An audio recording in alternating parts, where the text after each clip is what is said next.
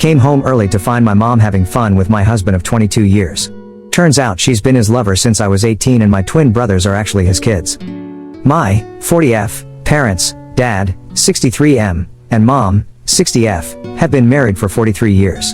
I have 6 siblings: 42F, 38F, 34F, 20M, 20M, 18M. I have been with my husband, 39M, since we were 15. I got pregnant at 17 and we moved in with my parents. I gave birth to my now 22-year-old daughter.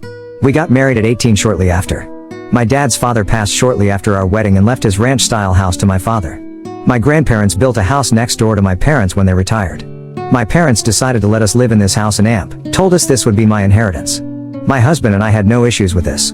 We went on to have a 20M, 14F, 5F, and I'm currently 7 months pregnant with my last child, a boy, due in April. I thought I had a good marriage. We were intimate more than twice a week. We went on date nights. We bought each other gifts. We didn't fight.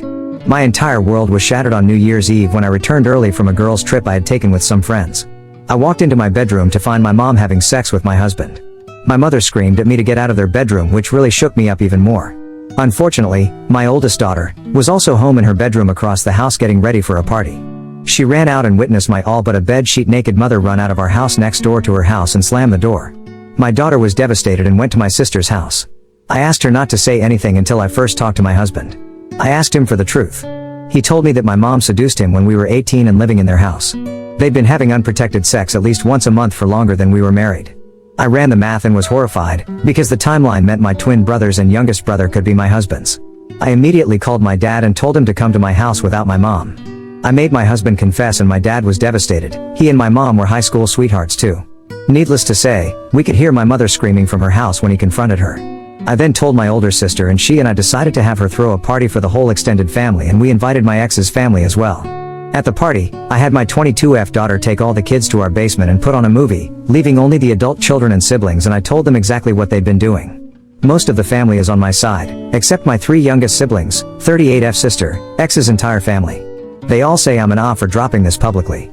Word got out and my mom's best friend, who is on leadership at my mom's church, my childhood church, called me to verify. My mom has since been let go as the children's pastor there and she claims I've essentially ruined her reputation and life. My dad kicked her out and she's now living with my 38F sister. And lastly, my dad insisted on a DNA test for the 3 youngest boys before he'd consider anything to do with their marriage. The twins are my husband's bio children. I've since kicked him out and he's living with his parents. My father and I are discussing me moving into his much larger house and him selling my grandfather's house and him giving me the money to buy a new house somewhere else to get rid of the memories. My husband is appalled and furious that I proved he actually is about to have 7 kids, instead of 5, that I'm going to be taking half his business away from him. My husband started his own HVAC company a few years back and for the first 5 years, I helped him get it set up, ran the office completely, and took time away from my teaching career to help him get this established. In my state, all marital assets, including businesses, are split 50-50.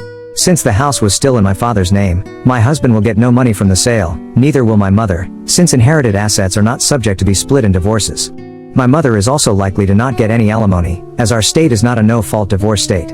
I'm now over a month removed, still extremely bitter and angry at my mother, especially at her hypocrisy of calling me a whore and shaming my family, when she's done much worse.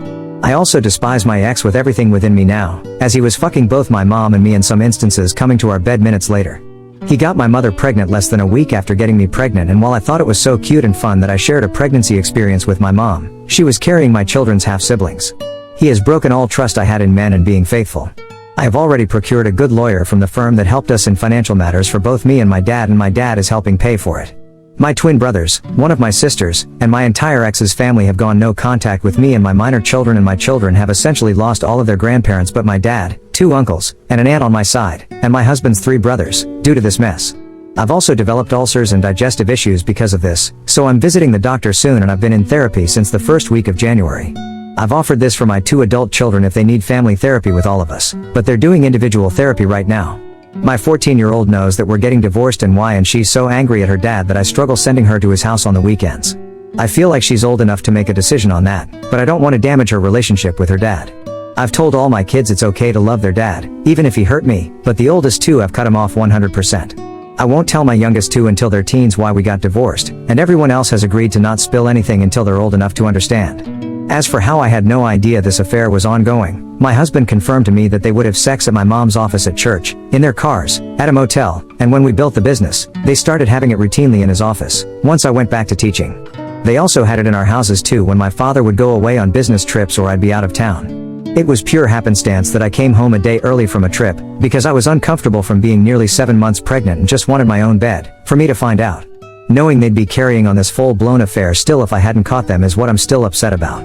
The fact that the grandmother and father of my children cared so little about destroying our families is what I can't get past.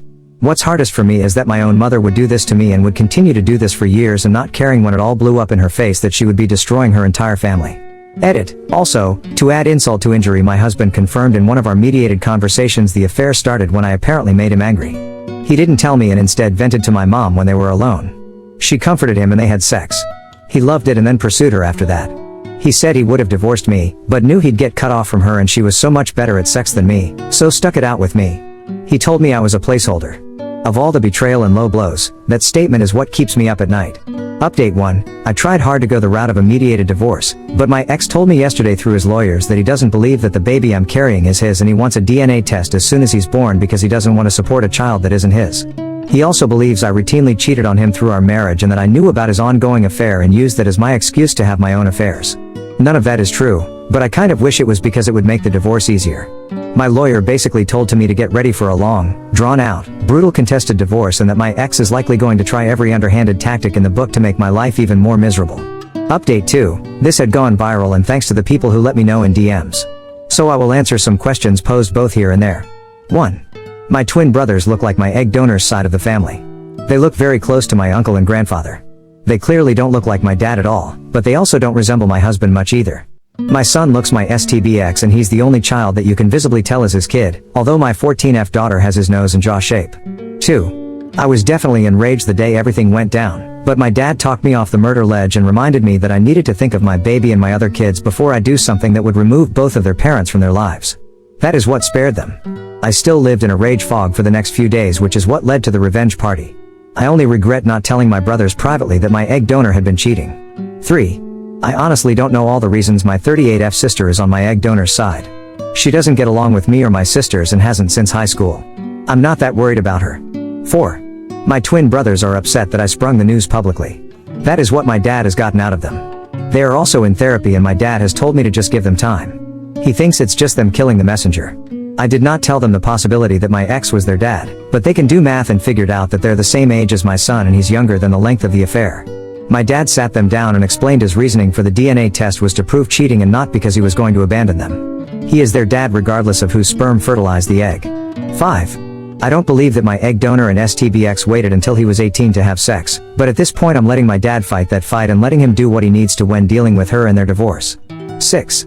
I have contingency plans ready to enact in the event they decide to move in together, but my lawyer doesn't believe my ex is stupid enough to do that with the divorce proceedings turning ugly. 7. I forgot to add this in earlier, my husband is 4 months younger than me. My birthday is in December and his is April. He will be 40 soon. We were in the same graduating class all through school from kindergarten through high school. He's not a full year younger than me as others have speculated. I'm focusing on my pregnancy, my kids, and moving on. I may provide an update after divorces are finalized, but thanks to everyone for the support and advice. Thanks for letting this hormonal, sad, ragey, bitter woman vent and get this off her chest. Update 3. I had a phone conversation with my aunt today, my egg donor's sister, and she told me there is a family history of cheating in our family on their side of the family.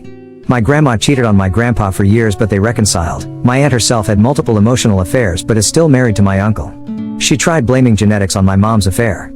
I laughed out loud at the absurdity of that attempt to justify her affair and my aunt is now mad at me for not hearing my egg donor out and her explanations for cheating. My dad and lawyer both say I should hear her out, so I'm still considering doing it right before we meet in early March to establish custody.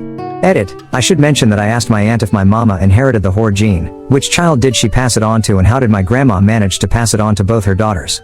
So that's probably why she's mad in retrospect. I've honestly lost all sympathy for cheaters after this. Update 4. I tried updating this on that post but it won't let me add another edit. So here's the latest happenings. Update recaps. My ex accused me of also being unfaithful because he was and wants a DNA test when our son is born. My aunt exposed multiple affairs in my egg donor's side of the family and tried to claim it's genetic and hereditary. My dad and I's lawyers encouraged us to meet with my egg donor for evidence and for closure, and this update deals with the answers we were given about her choices when we did meet. I met with my egg donor, dad, and our lawyers last evening. Essentially, my egg donor said she knew it was wrong but enjoyed the attention. The sex was great and she enjoyed the thrill of it. She kept sleeping with my dad because she enjoyed their financial stability and carefree life and wanted to stay married. She purposely slept with him after each sexual encounter with my ex to endure if she got pregnant she could pass the child off. She also admitted to enjoying the knowledge that my ex enjoyed sex with her more than me. She then said that she is moving in with my ex to his new place and that she invited the boys to live with them. The twins have visited once since the affair went public and told her they don't like my ex and refuse to treat him like he's their father. She said eventually they'll come around once she's married to my ex and then she'll have her family back. I laughed out loud and told her she was delusional and needed psychiatric help. Then I told her I would be taking out an order of protection against her so she'd have no access to my minor children. She called me a jealous and ungrateful cow for not appreciating that she didn't abort me and let me live. She said I should be happy that they didn't kick me out when I came home knocked up. She even had the nerve to say I should be thankful she kept my husband happy when I couldn't so he didn't divorce me and leave me a broken and damaged good single mother. She then told my dad she suffered from postpartum depression after my birth and my dad ignored it and made her feel alone so she felt justified in hating me and to have affairs. She admitted to having multiple affairs from 6 months after I was born until New Year's Eve and said she'd still be doing it if I hadn't ruined everything. So, my 38F sister and 34F sister may not be my dad's either. My dad is even more heartbroken and angry, but we did have both our lawyers present and we got it on record. My dad has already reached out to my siblings, but to nobody's surprise I guess my 38F sister already knew it was a possibility because my mom told her about both affairs when the twins were born and she knew they might not be my dad's and kept it from us. My dad is devastated by that even more than losing his relationship with my mom. I'm not sure their relationship will ever recover. I genuinely have no clue what is wrong with my 38F sister. My 34F sister doesn't want a paternity test and said our dad will always be her dad. My dad is fine with that. I sent a message to my ex through my lawyer that I will be filing an order of protection tomorrow so that my kids won't have to go to my ex's house if my mother is there. Neither one has even attempted to find new housing either, so I guess she's planning to move into my ex-in-law's house? I really don't want my kids around that mess. He has yet to respond, but at this point I really don't care what he wants. Update 5. Hello. Thank you to everyone who has sent me chats/messages supporting me and asking how I'm doing. I do have an update. 1. I gave birth to my son in the beginning of April. He is healthy and I had no health complications. 2. At the end of March I was able to get temporary full physical and legal custody of my kids. 3. My 14-year-old daughter asked me if I'd be willing to do family therapy with her and her dad. I did not want to do it. I fought it, but eventually I chose to do so for the sake of my daughter and her need to process everything and hopefully move on. 4. I learned a lot more about the relationship between my ex and my egg donor due to homework the therapist gave us. My ex did reveal more things which I believe to be true. 1. My mom had actually tried to seduce him well before we were of age. From my ex's recollection, when my egg donor took over the youth group I was 15 and he was a few months from turning 15. The grooming began then. She'd counsel him privately because he needed it. They kissed at some point when he was still 14 and that was all they did, meaning they'd make out during these sessions, until he turned 18. It was right around the time of the first kiss that my mom convinced him to ask me out and date me so they could keep seeing each other without suspicion. At this revelation, I was both devastated. My entire relationship was built on a lie and my husband never loved me, and also a sense of relief knowing that I had absolutely nothing to do with their affair. The reason I believe this is true is that when he asked me out, I had to get permission from my parents to date. At the time the rule was no one could date before age 16. My mom went to bat for me, or so I thought. We started dating right after he turned 15. The timeline adds up. Edited. My dad is currently looking into potential other cases of abuse and manipulation right now with the help of the church officials. Nothing has turned up, and truthfully, while I hate my egg donor, I find it hard to believe she'd have the stamina to carry on multiple affairs with other boys. I think she seduced him knowing I liked him and wanted to feel superiority over me.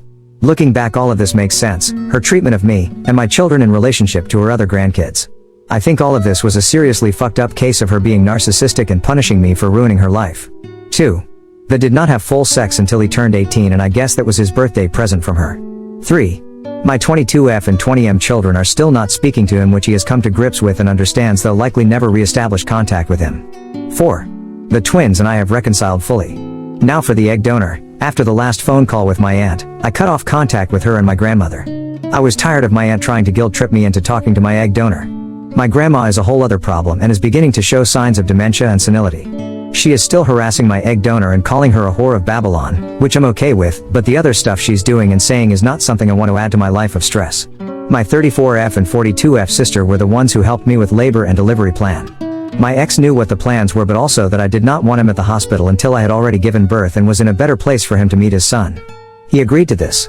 The day I went into labor, my 34F sister took my 14F and 5F children to her home while my 42F sister was with me in the room. Apparently, my 14F child needed something from the school and reached out to my ex to pick it up as he was still on the official pickup list, he no longer is, and drop it off at my sister's house. My egg donor was with him when he took the call. He refused to let her come along as I did not want my children around my egg donor. She apparently followed him in her car to the store and then my sister's house and threw a temper tantrum on the front lawn of my sister's house. My ex broke up with her and told her she was too much drama and it just wasn't worth it anymore, and she flew into a rage and physically attacked him and started destroying things in my sister's yard. The cops were called. My egg donor was arrested for domestic violence. At that point my ex, my sister, and I all took out orders of protection against her due to the instability and the situation. My ex moved into an apartment close to the HVAC company. My 14-year-old daughter has decided not to forgive him and told him that she didn't want to be around him currently, so only the 5-year-old visits my ex. He comes to my dad's house and visits her one weeknight and one weekend evening, when I take my other kids and twin brothers out for dinner. We've established contact through a custody app and will be revisiting the custody issue in June. I will be pursuing full legal and physical custody until my ex can prove to me he's done the necessary therapy and treatment he needs. I still hate my ex with everything in my being for what he did to me from the time I was 15 until recently, but I hate my egg donor far more for what she did to us all. I do have some sympathy for him and I truly want him to be okay for the sake of my younger kids. Edited. Yes, he has met his newborn son. He met him the night I gave birth. I also allowed his in-laws and brothers to meet him as well. His in-laws and I are currently setting up plans for the 14 and 5-year-old to have time with them, as well as times they can come visit my newborn. My ex is allowed supervised visitation at this point, not a court-ordered visitation, but my wishes which he is adhering to as he does his therapy and rehab, and he gets regular time with the 5-year-old. He does get access to our newborn at least once a week, if he comes with his parents, if he wishes. He's seen his son at least 6 times since I gave birth and 3 in my presence. We're slowly rebuilding civilized communication. As for the other divorce proceedings, he's agreed to a mediated uncontested divorce and I'll be getting half of everything, including the business. I'm choosing to sell my shares to one of my ex's workers who'd like to become a partner. The ex is happy with this and I'll be happy to be completely rid of any ties to my ex. My dad was able to sell my old house. It didn't even get listed as our realtor knew a family looking, and I have begun looking for houses about 45 minutes away from my dad. As for the egg donor, she has gone into hiding. Once the twins told her unequivocally they'd never live with her and that they wanted nothing to do with her, especially after how she got arrested, she began a whole lot of guilt tripping and blaming them. She is now contesting the divorce from my dad and only speaking to him through her lawyer. As for my 38F sister, she got a wake-up call from this whole thing when my mother called her and berated her for 45 minutes for not bailing her out of jail. Apparently, my 38F sister has been going through fertility issues. Like I said, I don't talk to her and had no idea, and she's been stressed out and anxious and feeling bad about herself, which is why she let our egg donor manipulate her, because she felt good about herself when she was getting all the positive attention. When she wasn't willing to pay the money to bail her out as she and her partner were saving up for another cycle of IVF, she realized that she was being manipulated and reached out to me. We have begun slowly talking again, but she is on my side regarding this all. She is also talking to my dad again, which for his sake, I'm happy that he is able to reconnect with her. Having my son, BTW, we did the DNA test a few weeks before his birth. He is definitely my ex's, has been a pleasure and joy, and he and my other kids and my support system of my dad and siblings has gotten me through this and will continue to do so. I am hopeful that at some point I will be able to deal with my ex without anger and bitterness, seeing as he has trauma from what my egg donor did to him. I'll be okay. Like I said, this will be my last update on this. So thank you for all the kindness, love, and support.